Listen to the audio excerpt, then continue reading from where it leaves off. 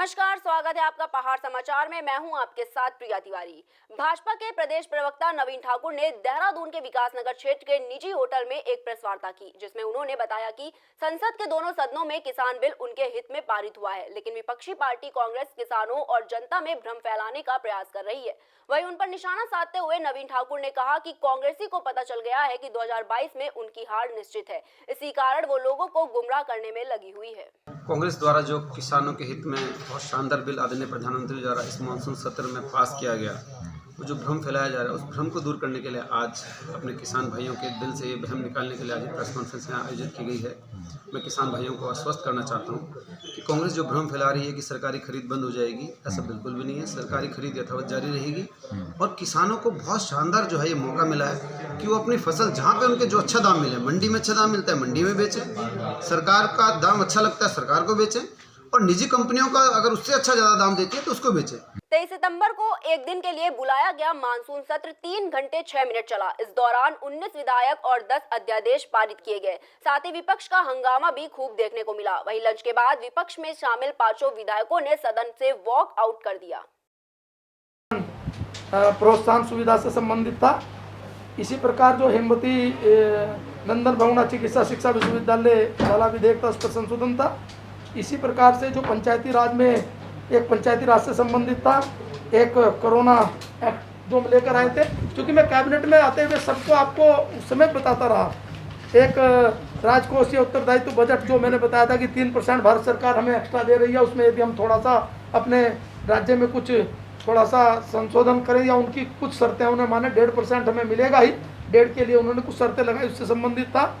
जिला योजना समिति पहले से ही तय हो गई थी, वो हमने अध्यादेश लिया है तो उसको विधेयक के रूप में आज पास कराया है। चक्राता में बाल विकास परियोजना द्वारा अमीनिया कैंप लगाया गया, जिसमें किशोरियों की हीमोग्लोबिन की जांच की गई। साथ ही उन्हें किशोर अवस्था में अनेक शारीरिक बदलाव के बारे में भी बताया गया। इस मौके पर बतौर मुख्य अतिथि एसडीएम डॉक्टर अपूर्व सिंह मौजूद रहे। वहीं इसके अलावा आशा कार्यकर्ताओं ने किशोरियों को पारंपरिक जौनसारी व्यंजनों के लाभ के बारे में भी बताया।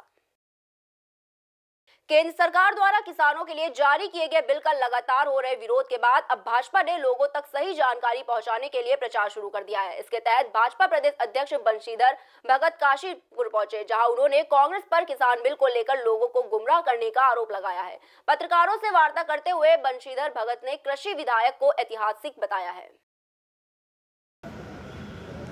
उस बिल को लेकर मैंने प्रेस किया है। जो भ्रांतियां हैं वो फैलाई जा रही हैं, लोगों में भ्रम नहीं है। कुछ विरोधी दल भ्रम फैला रहे हैं, और वो विरोधी दल जो स्वयं अपने घोषणा पत्र में लिख चुके हैं कि हम सरकार में आएंगे तो ये लागू करेंगे। नाम लेके कह रहा हूँ, कांग्रेस, उन्होंने अपने घोषणा पत्र में लिखा है कि हम अगर आएंगे तो स्वामीनाथन की रिपोर्ट को लागू करेंगे, और आज वो नहीं आए, हम आ गए और हमने ये लागू कर दिया तो उनके पेट में मरोड़ हो गया, क्योंकि ये बिल किसानों के हित का बिल है। अब वो सोचते हैं कि किसान इनके पक्ष में हो जाएगा, इसलिए वो भ्रम फैला रहे हैं कि मंडी समाप्त करने का प्रयास कर रही है कांग्रेस बीजेपी। वैश्विक महामारी कोरोना का संक्रमण तेजी से बढ़ रहा है, जिसके चलते ऋषिकेश की मेयर अनीता मगई ने व्यापारियों के सहयोग से पूरे शहर को सैनिटाइज करवाया। इस दौरान मेयर ने शहर की जनता से कोविड-19 के नियमों का पालन करने की अपील की। साथ ही कहा कि जरूरत पड़ने पर ही लोग अपने घर से बाहर निकले और सुरक्षित रहें। जैसे कि आप सभी जानते हैं कि मार्च से लगातार नगर निगम ने पूरी ताकत अपनी विशेष सफाई अभियान में और सैनिटाइजेशन में, फॉगिंग में पूरी ताकत के साथ में, मुस्तैदी के साथ में लगा हुआ है। और इस समय कोरोना का जो विकराल रूप है उससे अपना शहर भी कहीं अछूता नहीं है। तो हमारा प्रयास है कि जितना हो सके अपनी तरफ से लगातार एक विशाल वृहद स्तर पर सैनिटाइजेशन का काम चल रहा है। आज हमारे ऋषिकेश के सभी व्यापारी भाइयों के साथ में, जितने भी अपने अलग अलग संगठन से अपने व्यापारी भाई हैं, सुबह 7:30 बजे से वो भी लगातार साथ में हैं, और पूरे शहर को उनकी अगुवाई में हमने पूरा सैनिटाइजेशन करवाया, और आगे भी ये प्रयास निरंतर जारी रहेगा। रुद्रप्रयाग के जिला कार्यालय सभागार में मुख्य विकास अधिकारी भरत चंद्र भट्ट की अध्यक्षता में बैठक की गई, जिसमें उन्होंने कहा कि जनपद में विकास कार्यों का क्रियान्वयन सफलतापूर्वक निर्वहन हो गया। इसके लिए सभी विभाग को टीम वर्क के रूप में अपना योगदान देना होगा। वहीं बैठक में मौजूद सीडीओ ने सभी अधिकारियों को कोविड-19 के मानकों का कड़ाई से अनुपालन करने के दिशा निर्देश दिए। रुद्रप्रयाग में कांग्रेस कार्यकर्ताओं ने कोविड-19 के नियमों का उल्लंघन करने पर राज्य मंत्री धन सिंह रावत का पुतला फूंका और अपना विरोध दर्ज कराया। बता दें कि 22 सितंबर को धन सिंह रावत केदारनाथ धाम गए थे, जहां सैकड़ों लोगों से मिले। उनके वहां से लौटने के बाद उनकी कोरोना रिपोर्ट पॉजिटिव आई, जिससे केदारनाथ धाम में हड़कंप मच गया।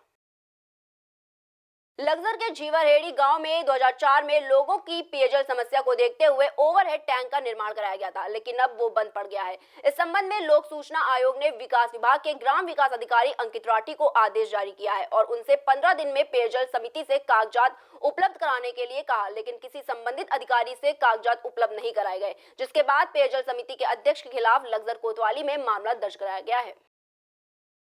इसमें मैं बताना चाहूँगा आपके चैनल के माध्यम से 28/1/2019 में मेरे द्वारा एक सूचना मांगी गई थी। लोक सूचना अधिकारी ग्राम प्रधान / अध्यक्ष उपभोक्ता पेयजल समिति ग्राम पंचायत जवाहर खान जीवरहेड़ी।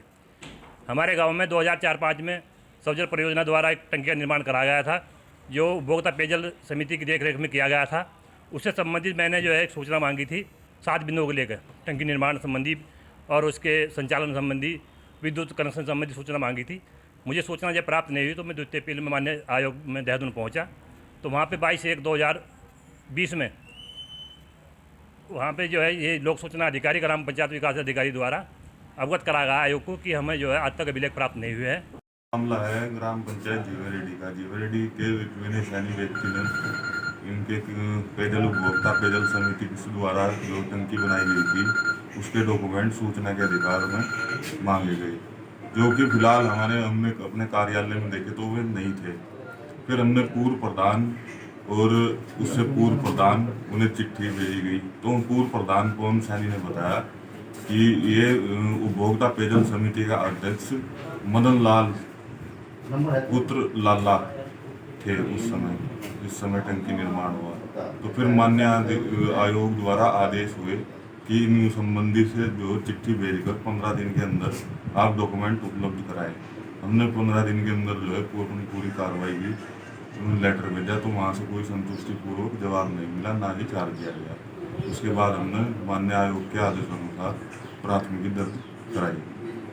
उत्तराखंड सरकार की नई गाइडलाइन जारी होने के बाद राज्य में कोई भी बिना कोविड टेस्ट के आ जा सकता है। इसके चलते विश्व प्रसिद्ध पर्यटन नगरी मसूरी में भी गाइडलाइन जारी होने के बाद से पर्यटकों की संख्या में इजाफा हुआ, लेकिन ज्यादातर लोग बिना मास्क के शहर की मॉल रोड पर घूमते नजर आए। बता दें कि पिछले 10 दिनों में यहाँ करीब 18 से अधिक लोगों की कोरोना रिपोर्ट पॉजिटिव आई, लेकिन बावजूद इसके लोग लापरवाही बरतने से बाज नहीं आ रहे हैं। उत्तराखंड में कोरोना तेजी से अपने पांव पसार रहा है, जिसके चलते रुद्रप्रयाग के मदोला गांव में स्वास्थ्य विभाग की टीम द्वारा ग्रामीणों के कोरोना टेस्ट सैंपल लिए गए। बता दें कि 2 दिन पहले गांव के एक व्यक्ति की रिपोर्ट पॉजिटिव बताई गई थी, जिसके चलते विभाग ने सभी के सैंपल लिए। हल्द्वानी पुलिस को बड़ी सफलता हाथ लगी है। दरअसल सफाई कर्मचारी आयोग के उपाध्यक्ष अजय राजौर से मारपीट करने वाले 2 आरोपियों को पुलिस ने गिरफ्तार कर लिया है। बता दें कि 20 सितंबर को मंत्री से मारपीट करने वाले आरोपियों की गिरफ्तारी के लिए नगर निगम के स्वच्छकार समिति द्वारा प्रदर्शन भी किया गया, जिसके बाद पुलिस ने आखिरकार इन दोनों आरोपियों को पकड़ लिया है। 21 तारीख की घटना थी कि कुछ दो जो युवक थे उन्होंने कुछ बदतमीजी करी तथा मारपीट की कोशिश करी थी। इसके संबंध में हमने तुरंत कार्रवाई करते हुए तहरीर दर्ज करी थी। अभी ये 2 अभियुक्त 2 दिनों से तो गायब थे, इनके घरों में दबिश दी गई, अभी दस्तयाब हो नहीं पाए। अभी कल ही आज ही सुबह इनको अपना जो सितारगंज बॉर्डर है वहाँ पे पकड़ा गया है, वरना गाड़ी में थे और उसमें दोनों में पकड़ के गिरफ्तार कर लिया गया है। पंतनगर के शांतिपुरी में बीती 20 और 21 तारीख को वहां खड़े ट्रकों से लगभग 6 बैटरी चोरी हो गई और 2 दिन बीत जाने के बाद भी पुलिस इस मामले का खुलासा करने में नाकामयाब दिख रही है। हालांकि पुलिस शक के आधार पर कुछ लोगों से पूछताछ कर रही है, लेकिन अभी तक उनके हाथ कोई ठोस सबूत नहीं लगा है। रात्रि में शांतिपुरी नंबर 1 और 2 के आसपास जो है कुछ गाड़ियों से जो गाड़ियाँ सिलेंडर रहती हैं उनसे कुछ अज्ञात चोरों द्वारा बैटरियाँ चुराई गई हैं, जो सीसीटीवी फुटेज भी उसमें मिले हैं कुछ हमें। और उस सीसीटीवी फुटेज के आधार पर, हुलिया के आधार पर कुछ संदिग्धों को भी पूछताछ के लिए लाया गया है थाने पर और उनसे पूछताछ की जा रही है। जो पूर्व में इस तरह की चोरी में शामिल हैं उनसे पूछताछ करके जल्दी इसका खुलासा किया जाएगा।